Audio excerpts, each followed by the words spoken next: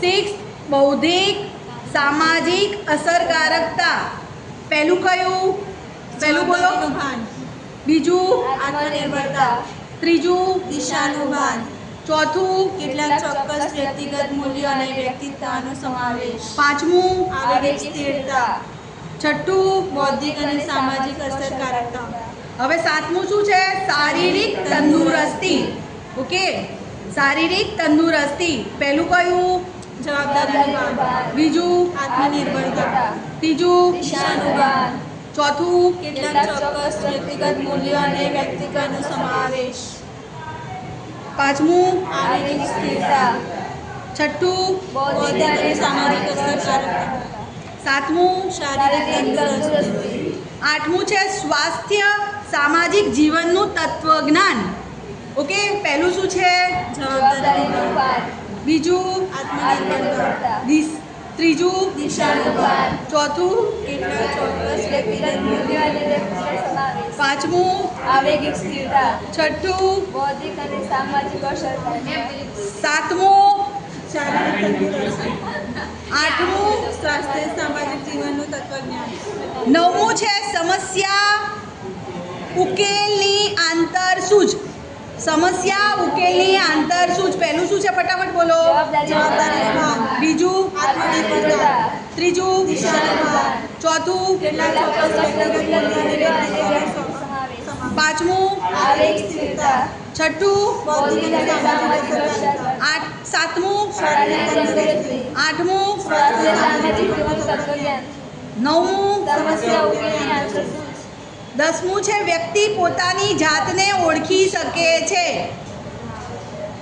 ચલો, પહેલું, જવાબદારીનું ભાન. બીજું, આત્મનિર્ભરતા.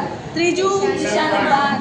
ચોથું, કેટલાક ચોક્કસ વ્યક્તિગત મૂલ્યો અને વ્યક્તિત્વનો સમાવેશ. છઠ્ઠું, આવેગિક સ્થિરતા. સાતમું, આઠમું, સામાજિક જીવનનું તત્વજ્ઞાન. સાતમું, શારીરિક તંદુરસ્તી. આઠમું, સ્વાસ્થ્ય સામાજિક જીવનનું તત્વજ્ઞાન. નવમું, સમસ્યા ઉકેલની. દસમું, વ્યક્તિ પોતાની જાતને ઓળખી શકે છે. 11મું, ભાવિ પરિણામો વિશે જ્ઞાન ધરાવે છે. 12મું, સામાજિક જવાબદારીનું ભાન. 13મું કન્ટિન્યુ લઈ લઈએ. તેનામાં મનોબળનું લઘુત્તમ પ્રમાણ હોય છે. 14મું, ઊંચો હતાશા સહનશીલતા હોય છે.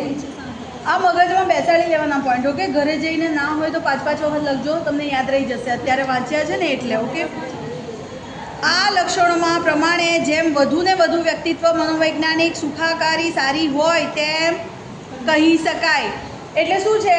આ બધા જ ટોપિકને અનુલક્ષીને તમારી ક્ષેમ કુશળતા કહો કે સુખાકારી કહો કેટલી મહત્વતાની છે એ આ 14 મુદ્દામાં બતાવે છે.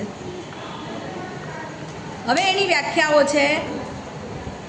મેરી ઝોડાએ માનસિક બીમારી ન હોવી, નમૂનાદાર વર્તણૂક હોવી, વાતાવરણ સાથે અનુકૂળતા, વ્યક્તિના આંતરિક પૂર્ણતા વગેરે મનોવૈજ્ઞાનિક સુખાકારીના લક્ષણો તરીકે ઉલ્લેખનીય છે. શું કહે છે કે જો આની અંદરથી કોઈ બી સહેલી વ્યાખ્યા તમે યાદ રાખશો ને તો મગજમાં બેસી જશે. એ તમારા ઉપર છે કે તમારે કઈ વ્યાખ્યા યાદ રાખવી અને કઈ વ્યાખ્યા એનો અર્થ તમારે કરવો. ઓકે, બીજું છે મનોવૈજ્ઞાનિક સામાજિક અને વ્યક્તિત્વ પરિબળોને માનસિક સ્વાસ્થ્યને અસર કરતા પરિબળો તરીકે ઉલ્લેખ કરી શકાય. માનવીની સ્વાસ્થ્ય અને સુખ માટેની જૈવ મનોવૈજ્ઞાનિકનું મોડેલ બી આપ્યું છે. મોડેલની અંદર જો તમારે આ બધા વાક્યો યાદ રાખવાના. મનોવૈજ્ઞાનિક